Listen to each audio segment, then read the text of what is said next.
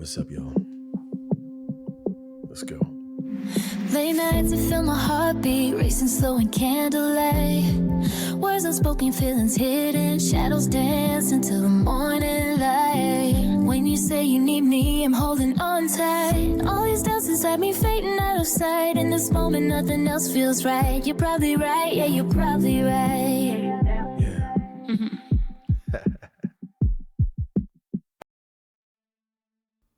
Yo, what's up? It is I, MCM, and this is You're Probably Right podcast.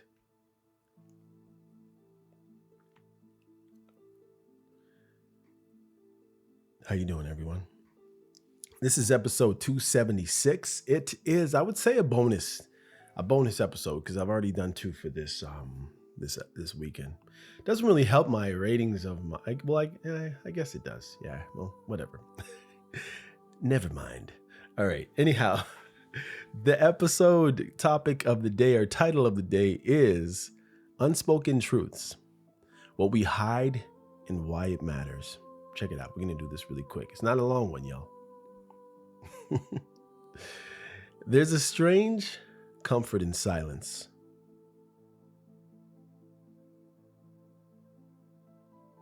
See it? Feel it? Not the peaceful kind that happens when the world finally slows down, but the heavy kind, the silence that hides something. We all carry it. A memory, a mistake, a secret, a thought we'd never dare say out loud. We live in a world that praises honesty, but rewards masks, literally. We say, I'm fine, even when the truth is clawing at our insides. And the irony is, everyone's doing the same thing.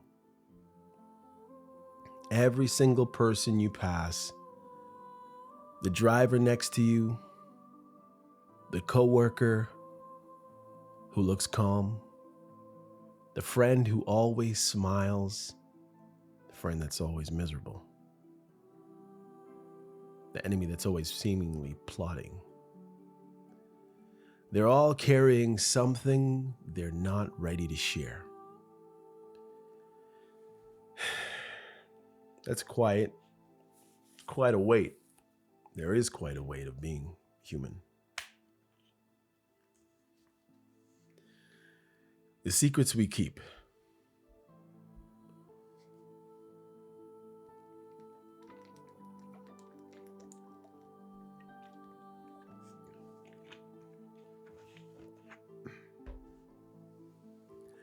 There's research that says most of us hold about a dozen personal secrets at any given time.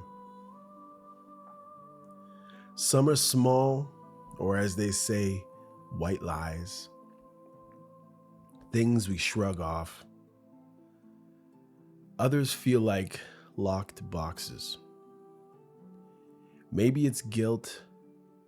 Maybe it's shame. Maybe it's just the fear that if we told the truth, someone's image of us would crumble. But what really eats away at us isn't the secret stuff. It's the act of holding it in. It's the mental replay that we are the only person who will ever see it. That moment at night when your mind drags it out like a crime scene file.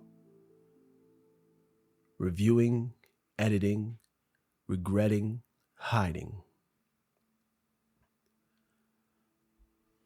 The longer you hold something inside, the more it takes from you. The secret becomes a quiet companion, one that sits in the back of your mind whispering reminders that you're not free, or you're not as free as you look. But not every secret is a curse. Some are gentle. Some belong to private dreams, like the person you think about when you're alone, the book you want to read, the life you'd rather live. Sometimes keeping sacred to yourself can be a form of protection, not deception. Still, the darker secrets, the ones rooted in fear or guilt, shame, come with interest, They charge rent in your soul. You start living around them, building walls and stories behind them, and eventually you forget actually what the truth even feels like in that situation. It gets and takes on a life of its own at times. The quiet divide between men and women. We've all heard that cliche, men hide feelings, women express them, but that's not exactly true. Men feel as deeply as women. The difference is they're taught early that emotion is dangerous. Crying becomes weakness. Admitting hurt becomes humiliation. So they say armor up, or man up, or grow a pair. They learn to convert sadness into anger, because anger at least looks strong. A woman, well, she learns the opposite. They learn to smile through rage, through pain, to package their fury in kindness to be palatable, welcoming. It's all conditioning. The result? Two halves of humanity walking around, each holding in what they most need to release. Men drown in what they can't say. Women choke on what they're not allowed to feel. And in between, the silence grows. This isn't just a social theory. It's everywhere. In relationships that fail because one person shuts down in workplace where emotions get labeled unprofessional, in homes where parents teach kids to toughen up instead of talk it out. When people say men don't talk about their feelings, what they really mean is we've made it unsafe for them to do so. And when women bite their tongue in anger, what they learned is expression comes with punishment. We've built an emotional economy that rewards repression, fakeness, lies. And the interest rate is loneliness.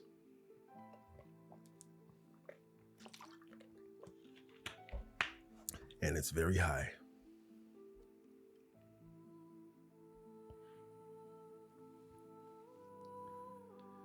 The hidden struggles.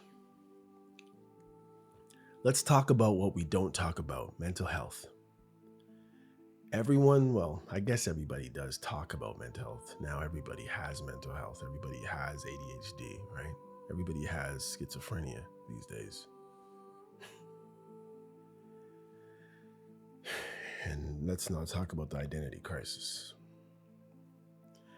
Everyone says it's more acceptable now, they say, that we've made progress. But stigma doesn't disappear just because a hashtag trends. There are people, maybe you know them, who smile every day, go to work, laugh at jokes, and then they go home and collapse in themselves and bawl. Or go numb for their family. There's a quiet kind of exhaustion that doesn't show up on your face. You can look normal while slowly unraveling inside. Some people hide depression behind productivity. Some hide anxiety behind humor. And others carry addiction like a secret pet, feeding it in private. Others carry, addiction like a secret pet, feeding it in private, pretending it doesn't exist, acting like they're living a quote unquote normal life. These aren't moral failings. They're human coping mechanisms. When you've been told for years that vulnerability is weakness, you learn to hide your pain so well that even you start to believe that you're actually fine and you're just going through a rough patch. The problem is, secrets like that breed in the dark. The longer you go without talking about what's breaking you, the more it consumes your identity. And by the time you realize it, you're living two lives, the one everyone sees and the one that's quietly falling apart. You're on your own when you go home. But many of us at home have a whole other job. Mothers, fathers, brothers, sisters, sons, daughters, friends, partners, roommates, wives, husbands,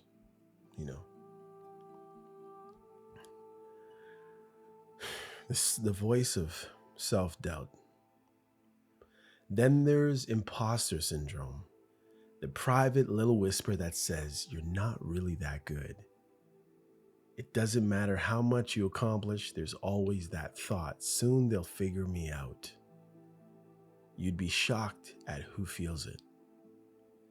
People you admire, people at the top, actors, teachers, doctors, leaders, all quietly convinced that they're a fluke and they're possibly could be found out to be fake.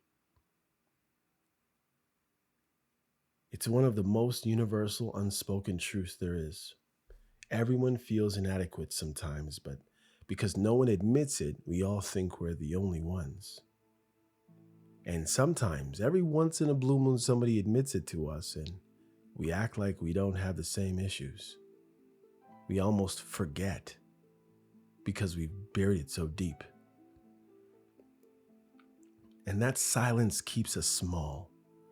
We forget that doubt is not proof of incompetence, it's proof of awareness.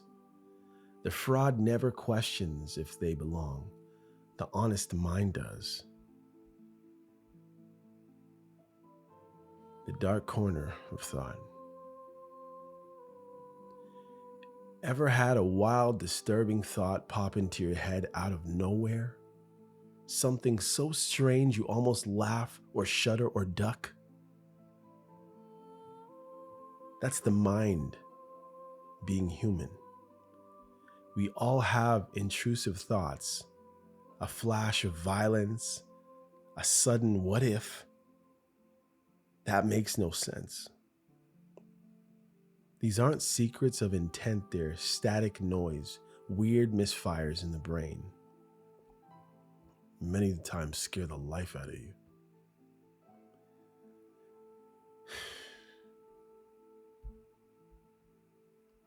But because we never talk about them, people think they're broken for having them, because everybody's on their own broken island. The truth is, intrusive thoughts don't mean anything about your character. They're proof that your brain is busy, imaginative, and sometimes overprotective. Case in point, when you duck or when you shudder, and it's all just happening in your head. When you try to push those thoughts away, they grow louder. When you acknowledge them and let them float by, they lose power. It's not the thought that hurts you, it's the shame around it. The private desires. Now let's shift from fear to fantasy. Everyone has a desire they don't talk about. Not because they're deviant, but because they're personal. Maybe it's a memory, maybe it's an unspoken wish, People think their fantasies are weird until they realized almost everyone shares them. Studies show that most sexual fantasies people think are taboo are actually very common. That means the things people hide, their what ifs, their daydreams, they're not outliers. They're just quiet truths of being human. The shame comes from pretending we're more normal, we're better than we really are. But normal is just a disguise for common. We've all got something that makes us blush. If it ever actually slipped out, that's not a flaw, that's humanity in color, real life. Technicolor, baby. When you finally realize that your private thoughts don't make you strange, they make you honest. That's freeing when you're allowed and able to actually get them out, when you allow yourself. The cost of silence. Holding things in comes at a price. Secrets change how you walk through the world, how you talk through the world, how you look at the world, how you perceive the world is looking at you. You start choosing words carefully, staying half-guarded even when people you love. You measure truth like it's currency. And eventually that silence becomes your identity.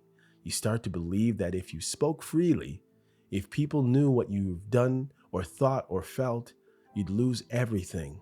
But here's the truth. Silence doesn't protect you. It isolates you. You don't lose people by telling them the truth. You lose the wrong people by telling them the truth. There's peace in that realization. And a joke, I guess, or a chuckle, something within.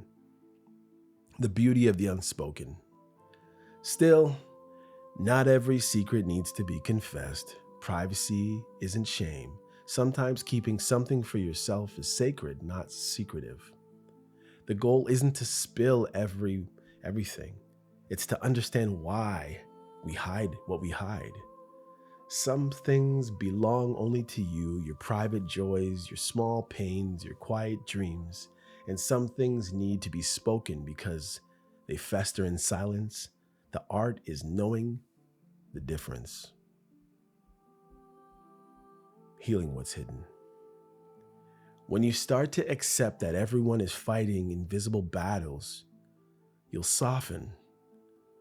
You stop expecting perfection. You forgive more easily. You see people not as puzzles to solve, but as fellow travelers carrying their own unspoken truths. Maybe that's what empathy really is. Recognizing that what's unsaid is often what matters most. And maybe healing doesn't start with confessions. Maybe it starts with compassion for yourself, for other, for the messy, for quiet, for secretive nature of being alive.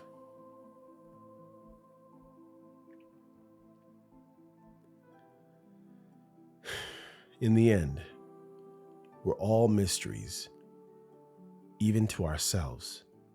We keep secrets not because we're liars, but because, well, some of us are liars, but because we're scared. Scared of rejection, scared of exposure, scared of being seen too clearly, scared of being scared. But what if being seen isn't the danger we seek it or we think it is? What if it's the doorway of freedom? Every unspoken truth we carry, the ones wrapped in guilt, the ones wrapped in dreams, they're all reminders that we are complicated, contradictory, and profoundly human. And that's okay, because maybe the goal isn't to reveal everything. Maybe it's just to live honestly enough that the silence stops bugging us and stops hurting.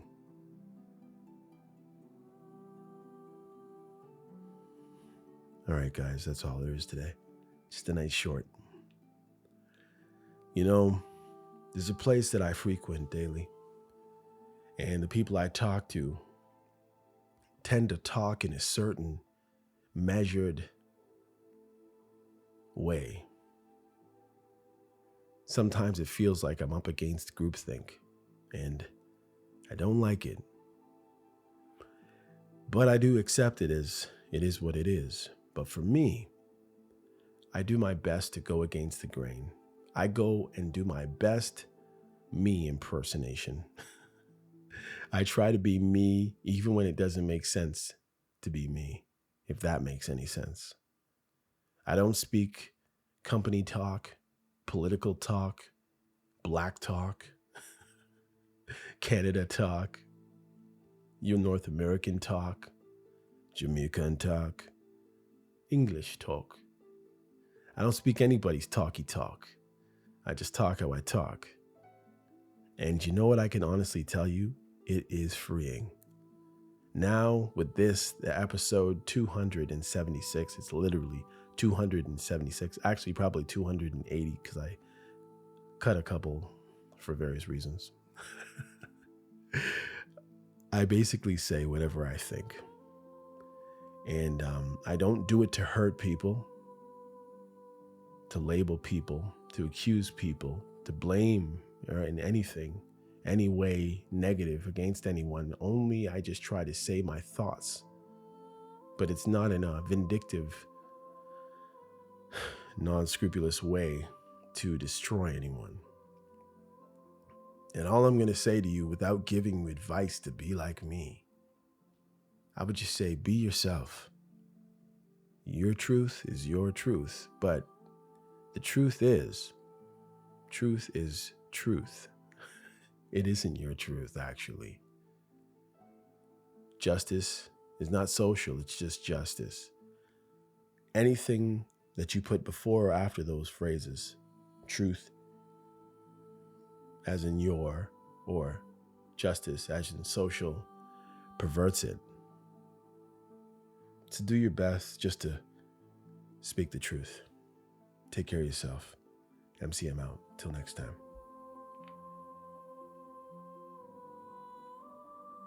Hey, come check out You Probably Right podcast. Society is getting more unpredictable every day, but at the same time, predictable in its unpredictability.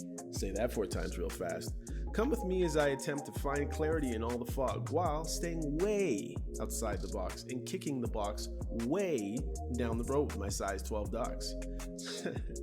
I use the Bible, experience, education, fortune, misfortune, life's lessons, life's mistakes to sort through all the mess. I talk about news, God, God, self-help, sports, sickness, health, music, parenting, love, humbleness, hurt, pain, joy, and all the things that might make you say, I never thought of it that way.